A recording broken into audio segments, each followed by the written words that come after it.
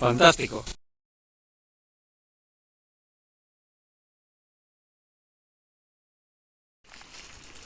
Os habrán hablado en alguna asignatura de fisiología vegetal de la fotosíntesis, ¿no? Sí. Las plantas superiores, como sabemos, las algas y ciertas bacterias también hacen fotosíntesis. La diferencia es el tipo de clorofila que tengan. La más extendida es la clorofila A, que sabéis que es propia de vegetación, normalmente árboles, arbustos, plantas herbáceas. La clorofila B, que está presente en menor cantidad. El carpintero. El pájaro carpintero. ¿Dónde?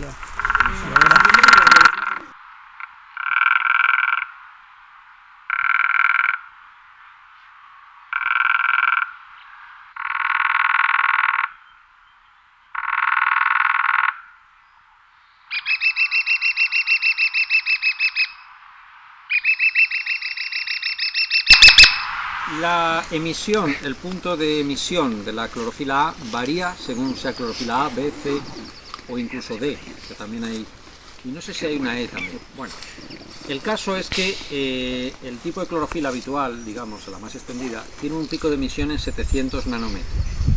Como sabéis, la luz visible se diferencia en radiaciones que irían desde el ultravioleta, bueno, el ultravioleta no sería visible, el ultravioleta, violeta azul, después vendría el verde, amarillo, rojo y por encima estaría el infrarrojo. Entonces, todos esos tipos de luz, ese es el pájaro carpintero. Ahí lo veis. Ese es el sonido de llamada, digamos. Luego tiene el tamborileo, que es para marcar el territorio. Siguiendo con la fotosíntesis, nosotros lo que vamos a identificar mediante la actividad fotosintética la mediríamos como el hecho de que las plantas van a absorber la radiación roja principalmente, no van a utilizar la radiación azul apenas, van a usar la radiación roja y van a desechar la infrarroja. Por tanto, la diferencia entre la vegetación, la parte viva, y la parte que no emite fotosíntesis, o sea que no tiene actividad fotosintética, como puede ser rocas, suelo desnudo, los troncos, etc., va a ser precisamente esta relación entre rojo e infrarrojo. Uno de los índices más conocidos es el índice de actividad, el NDVI, índice de vegetación diferencial de vegetación normalizado, ¿vale? Que es infrarrojo menos rojo partido por infrarrojo más rojo. Pero ese infrarrojo se refiere a reflectancia, es decir, la cantidad de infrarrojo que absorbo respecto a la que emito. Y lo mismo con el rojo, es decir, no podemos medir el infrarrojo o el rojo de manera directa, sino que medimos la proporción entre los dos, entre lo que absorbo y lo que emito, ¿de acuerdo? Entonces ese índice fluctúa de -1 a +1. Todo lo que vaya de 0 a 1 es que yo lo que hago es infrarrojo menos rojo, es decir, tengo más infrarrojo que rojo, por tanto el numerador es positivo y el denominador el que sea. Entonces, positivo partido por positivo, pues es positivo.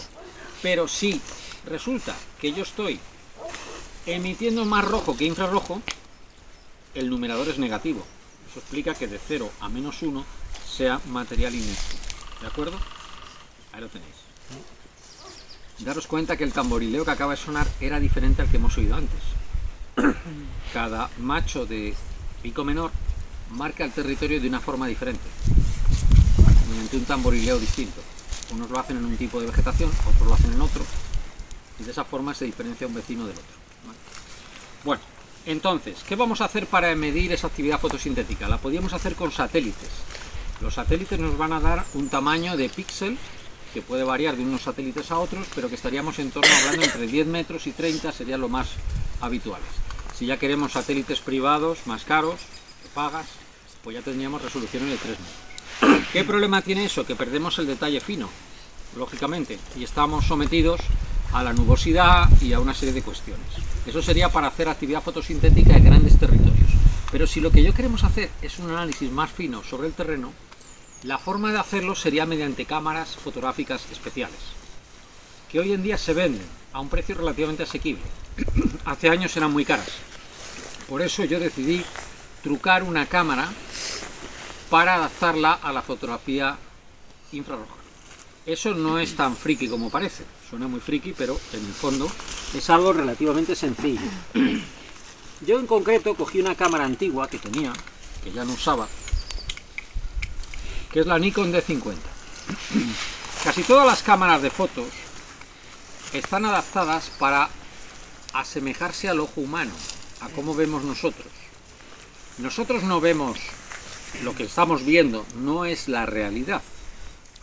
Es real para nosotros, pero realmente aquí la luz no es como nosotros la vemos, porque nosotros no vemos ni el ultravioleta ni el infrarrojo. Los animales nocturnos, por ejemplo los o crepusculares, como pueden ser los ciervos, tienen cierta capacidad para ver en el infrarrojo. Animales nocturnos ven más en el infrarrojo que los diurnos. Nosotros no vemos la radiación infrarroja apenas, vemos una pequeñísima cantidad que luego veremos qué cantidad es esa. ¿Vale?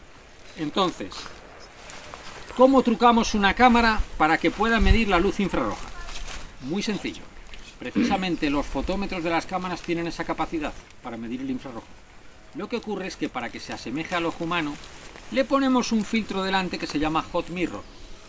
Un filtro delante del sensor, que corta el ultravioleta y el infrarrojo. Entonces solo entra rojo, verde y azul.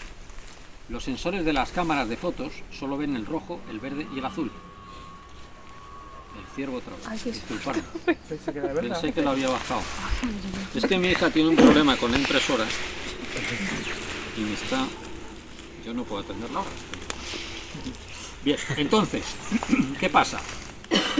Que... ¿por dónde iba? Así. Quitamos el hot mirror y entonces entra rojo, verde, azul y también entra infrarrojo y ultravioleta, ¿verdad?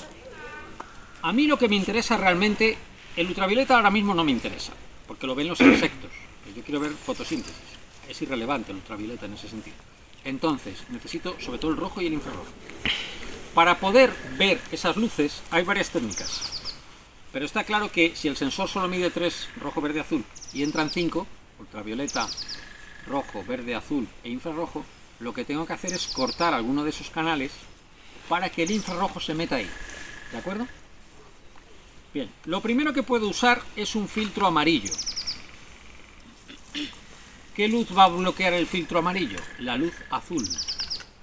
Por tanto, si yo coloco en esta cámara en el que le he quitado el hot mirror, coloco un filtro de color amarillo, ¿qué consigo? Bloqueo el azul. ¿Quién se va a colar en el azul? Premio.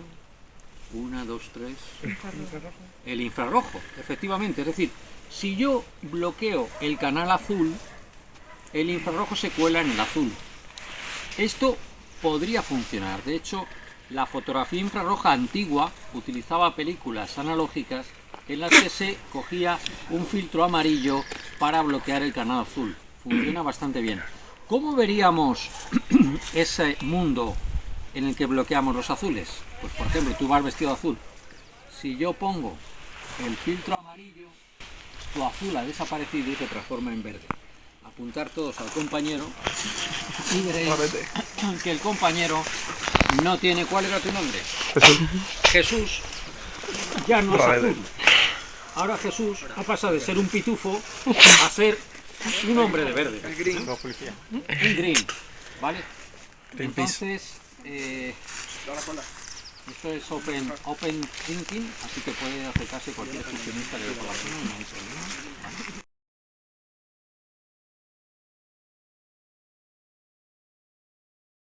Hay que tener en cuenta una cosa, en el momento que le quitamos el hot mirror entra demasiada luz en el fotómetro. Entonces ya no podemos disparar, ya no podemos tomar la fotografía automática, porque ahora entra más luz, la tenemos que disparar en manual, eso lo veremos después. Entonces, para fotografiar la fotosíntesis, nosotros vamos a tener que coger un filtro que nos bloquee ese canal azul, pero si entra demasiada luz con el filtro amarillo, podemos utilizar un filtro naranja. Aquí el bloqueo del azul va a ser todavía mayor y también vamos a bloquear parte del verde.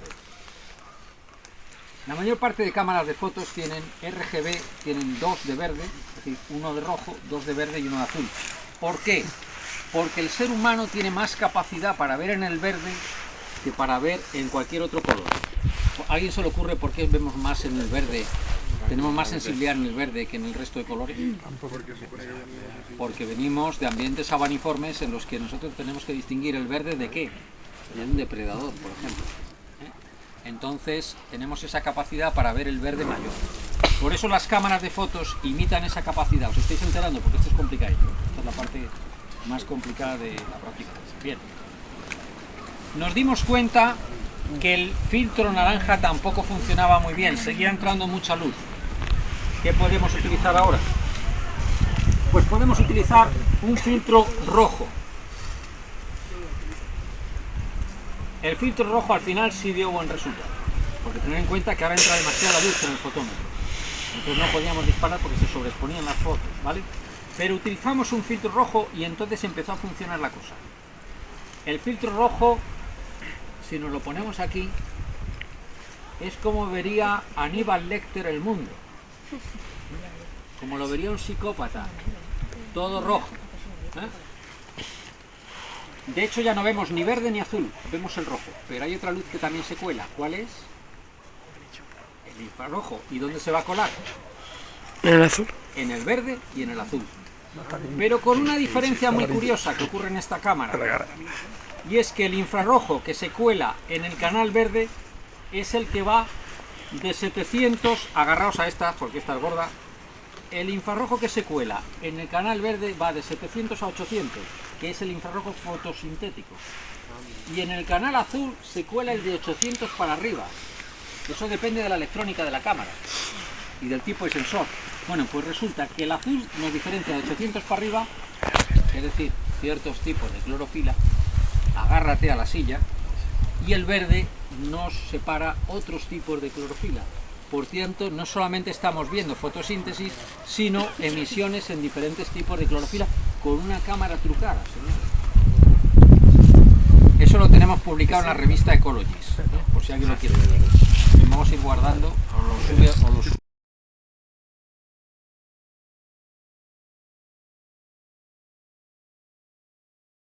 infrarrojo, en el que solo permite pasar la luz infrarroja. Es decir, bloquea todo lo que está por debajo de 700. Hemos dicho antes que el ser humano no ve el infrarrojo salvo una pequeña parte. Esa pequeñísima parte de infrarrojo que vemos es la que nos permite sobrevivir cuando cae la tarde o la noche. Imaginemos hombre primitivo, estamos en la naturaleza y tenemos que orientarnos hasta el poblado. Algo de infrarrojo vemos en esas primeras horas de la noche que no se ha ocultado todavía la luz completamente. ¿De acuerdo? Bueno, pues si os pegáis el filtro a la cámara y miráis al sol, eso es lo poquito de infrarrojo que ve el ser humano. No se ve nada, se ve ya no está el sol. Hemos dicho que en el momento en que quitamos el home mirror entra demasiada luz y entonces ¿qué va a pasar? Pues lo que pasa es lo siguiente, la luz infrarroja es 25 veces menos abundante que la luz roja. Por tanto, con el filtro rojo entra infrarrojo y rojo, pero una es 25 veces menos abundante.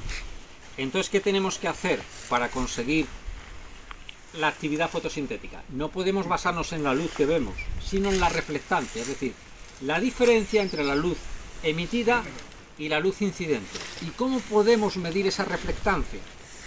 Mediante un cacharrito que tenemos aquí, que se llama espectralón.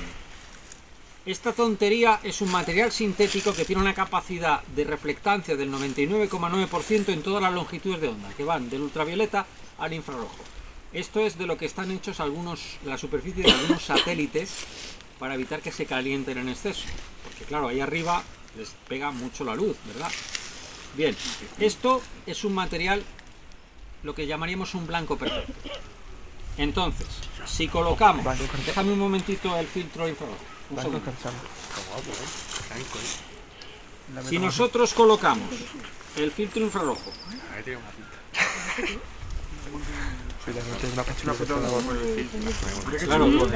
claro, es que lo que os iba a decir a ver, mirad, si yo cojo una fotografía de una planta y le coloco el espectralón encima,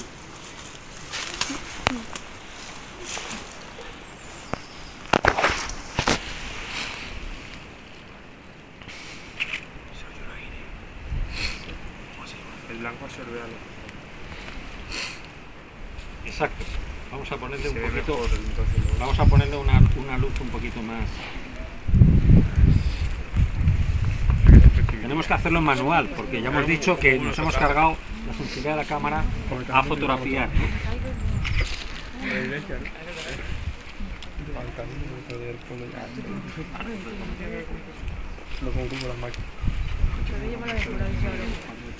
Bien,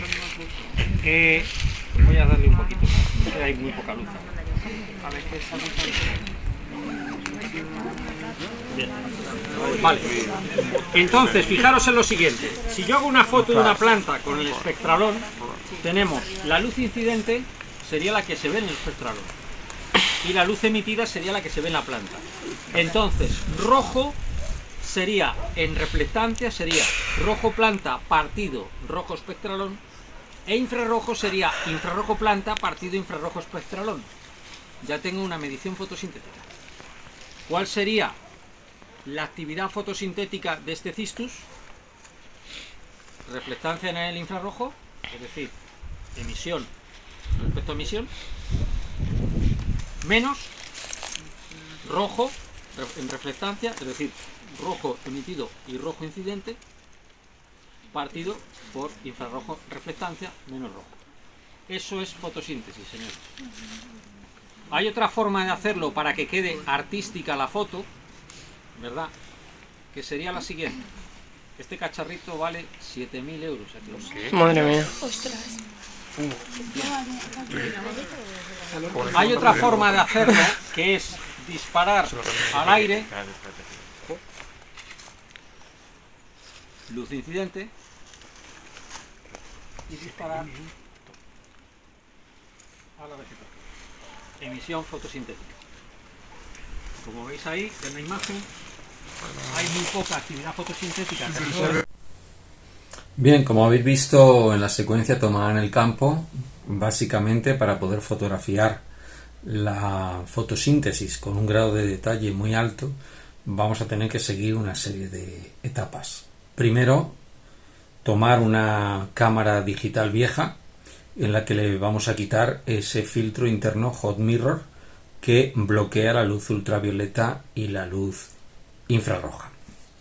Posteriormente vamos a utilizar un filtro rojo, que como habéis visto es el más indicado para ese tipo de cámara. En otra puede ocurrir otra cosa, pero hay una cuestión que no entra en los vídeos hasta ahora y que conviene explicar de manera un poco más detallada, y es el hecho de que la señal que recoge el fotómetro no es lineal.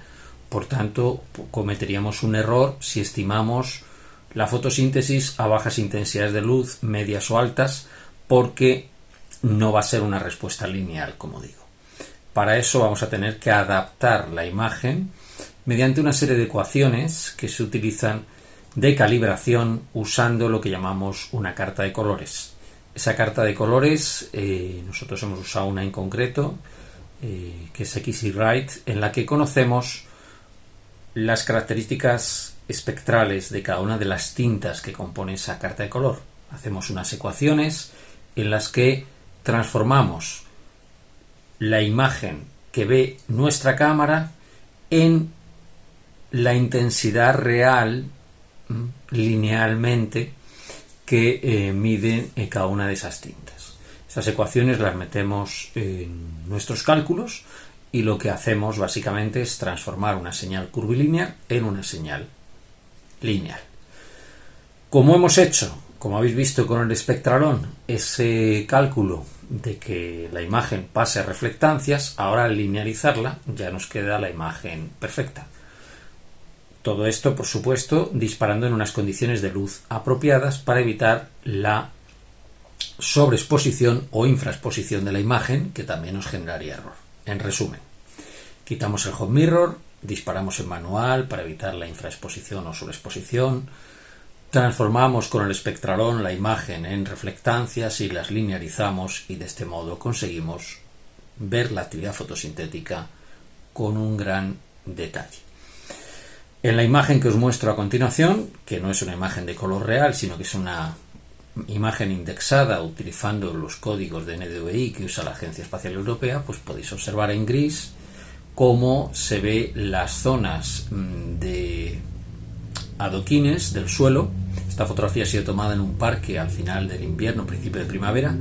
Observaréis en gris todas las estructuras que no emiten fotosíntesis, como puedan ser los troncos de los árboles, como puedan ser los elementos de construcción, como pueda ser incluso el agua. Pero observaréis en algunas zonas de agua como hay una emisión en un NDVI bajo que corresponde a las algas del agua y que se ve de color azulado, que no es un azul real, es un código de color. También observaréis en los líquenes, en otra de las fotografías, observaréis en la misma fotografía, en otro de los números, observaréis esos líquenes del tronco que también están emitiendo, esas algas que forman el líquen están emitiendo en baja intensidad.